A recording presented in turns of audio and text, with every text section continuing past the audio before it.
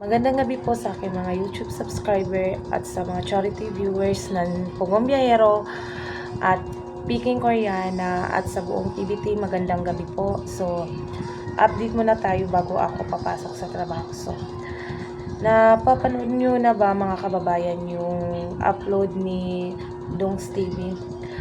Ang sabi niya doon na malaki naman si Chris na alam niya kung anong ginagawa niya, tapos matatag. Tapos may sinabi siya doon na yung mga basher daw isasama niya doon sa langit. mabuti naman sa langit niya isasama, hindi sa impyerno. Kaya ang sama kung sa impyerno niya isasama. Nagalit na si Dongs TV kasi yung ibang basher hindi na hindi pa tumitigil sa pangbabas sa kanya. So, hindi naman natin alam kung anong totoong nangyari. So, panay bash pa rin sila.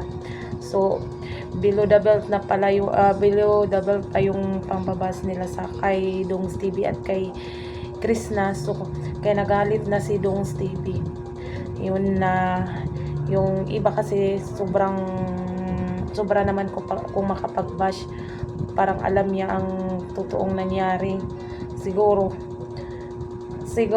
sa sobrang fanatic sa sa Chris Pao, kaya siguro nasabi niya yun. So wala tayong magawa, sa kanya yung mga idea na kanyang binitawan. So bahala na siya kung ayaw pa niyang tumigil, basta tapos na po ang usapan.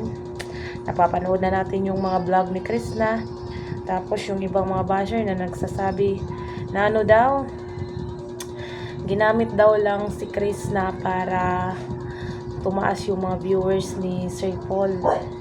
Ay naku po, nung una pa naman sikat na si Sir Paul.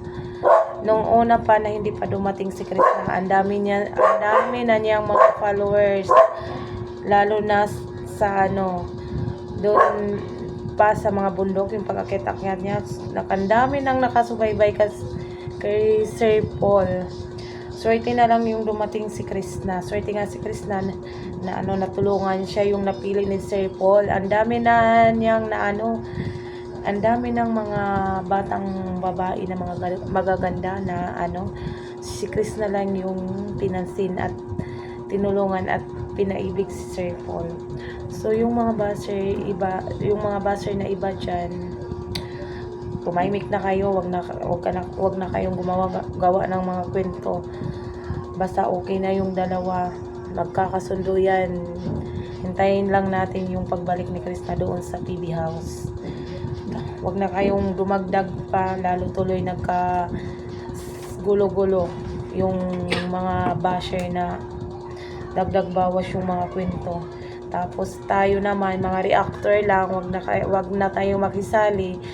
Papanoorin mo na ng maigi, wag magbibigay agad ng opinion na hindi naman totoo, opinion na hindi maganda. Kung bibigay ka naman ng opinion, so yung positive, yung may ibibigay ka na payo ba, hindi yung dadagdagan mo yung inis at inggit. wag ka na lang sumali pag ganyan yung mga opinion mo doon sa sa love team. So, natin lang makabalik si Chris na sa PB House at magkasama ulit sila Sir Paul. Yun lang naman ang ating hinihintay kasi nga sila yung nagpapakilig sa atin. So, hintayin na lang natin yung pagbalik ni Chris na wag na tayo makisali sa gulo. Kung mayroon mang gulo, wag na tayo makisali, maayos yan. Si Sir Paul pa, ang galing nun. Ang galing nun magbigay ng payo, ang galing magbigay ng magdesisyon sa buhay. Ang dami na kanyang natulungan, ngayon pa siya bibitaw. Pero meron pa namang pinost si Sir Paul doon sa sa Facebook niya na matapos niyang matulungan. Di ba merong ganon? Sino daw yung pinakikinggan ni Sir Paul? So, iba kasi pag tinutulungan, parang wala na lang, parang pag natulungan na, wala na, tapos na. hindi tumanaw ng utang na loob, hindi marunong tumanaw ng utang na loob. So, pag may nakatulong sa iyo, magpasalamat ka. Para naman, hindi naman yun ma-disappoint yung tao na tumulong sa iyo. Para hindi ka iiwan bandang sa huli.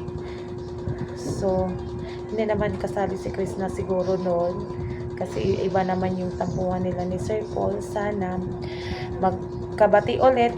Tapos maging masaya na po tayo sa lahat.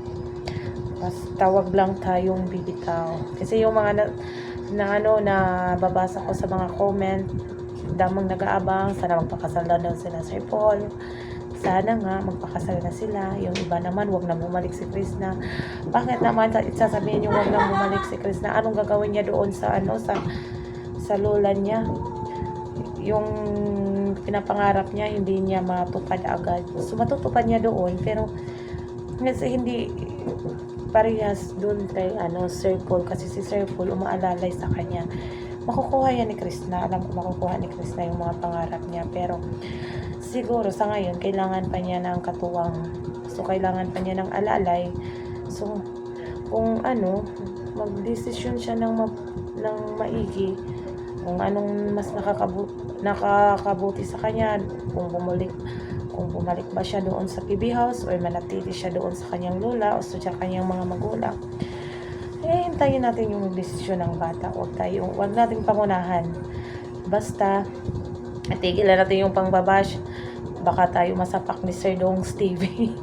ang tapang pa naman noon. Tapos ang daming tato, baka yung mukha natin ba ilagay pati ating mukha doon sa tato ni Sir Dong. So huwag na tayong makikialam, buhay niya yun. So may buhay din si Krishna, may buhay si Sir Paul. Si Sir Paul sikat na sikat nang wala pa sila ni Krishna. So mas gumanda yung samahan nung dumating din si Krishna sa buhay nila. So parang dumagdag yung kasayahan ba. So yun lamang po. Maraming salamat at good evening. Papasok na po ako. Thank you for watching.